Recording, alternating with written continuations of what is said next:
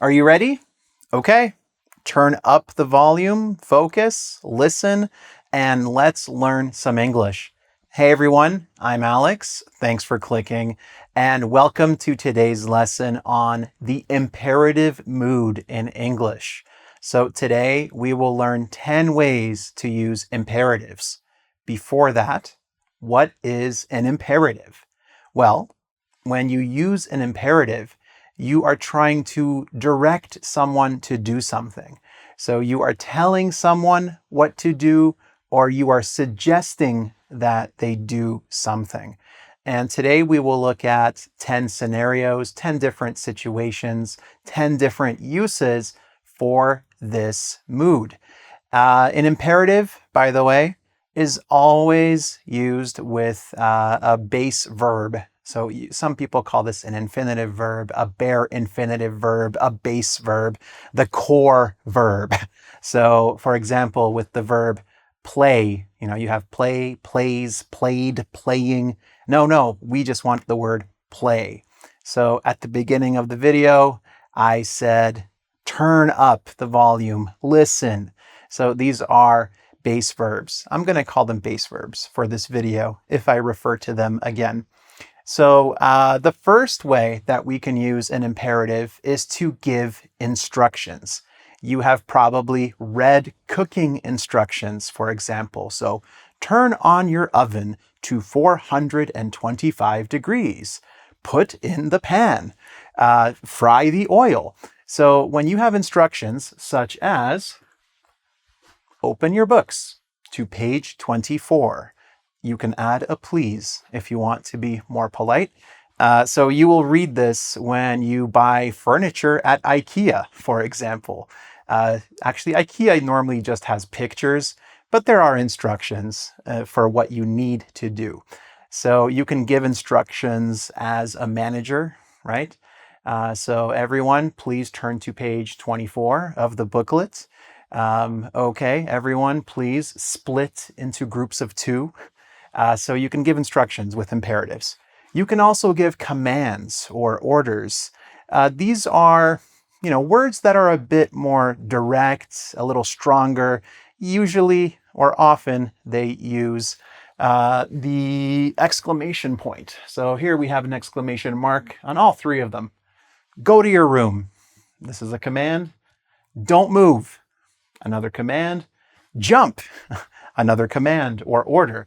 So when you just want to tell someone to, hey, do this, okay? Like in the moment, often there is an element of emotion in these types of imperatives. Maybe there is some kind of danger in front of you, or maybe you are really upset, or it can be a positive emotion as well. Okay, go to your room, don't move, jump, celebrate. I guess that could be a command. Celebrate, have a good time. We'll get to have a good time in a moment, actually. Next, encouragement. So you can encourage someone with imperatives. You've heard these sentences before, right? So, hey, do your best. Or, don't give up. Keep trying. Keep going. Hang in there. Okay, so do your best. Don't give up. Keep trying. Hang in there. You can encourage people. You're telling them, hey, do this or don't do this because it's positive for you. You want to encourage them. So you want to give them some positive encouragement. And speaking of positive things, we have positive wishes. So you can wish someone certain things like have a good trip, right? Or drive safe. So if someone is going on a journey, have a good trip, drive safe. I might say, have a good day, right? Or have a nice day, have a good night. A lot of these have or drive actually as well. The opposite of positive is negative. Now, you can be a bit of a jerk and you can give some negative wishes to someone. You can say like, go jump in a lake. So go jump in a lake. You really don't like the person and you want them to jump in a lake where there's lots of water and drown. That's a terrible wish. Please don't wish that on anyone. This is a little rude as well. Like, tell someone who cares. Okay, like if someone gives you news or tries to tell you something and you don't care about what they're saying, maybe you have had a fight with this person recently and you just want them out of your face and you wish they would go away. So you can say, okay, just tell someone who cares. Okay, this is your negative wish for the person.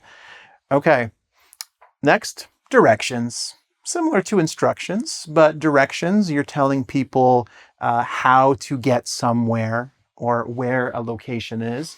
So for example, oh, turn left at the next intersection. Stop here. Turn right.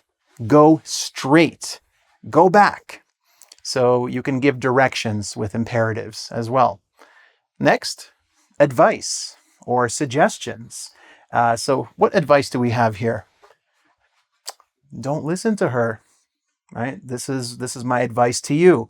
If I say, don't listen to her, she is a bad influence on you. I think you can have better friends than her, so don't listen to her. Next, we have quit while you still can. Okay, so quit while you still can, like stop now, or things could get worse in the future. So just, hey, I think this is what you should do. I think this is the best course of action for you in your current situation. So you can give advice with imperatives. You can make requests. A request with an imperative? What? Yes, of course. So pass the salt, please. Now you might think that's a command. No, it's not really a command because the person doesn't have to pass the salt. They don't have to listen to you. You are asking for the salt. So this is a request. Pass the salt, please.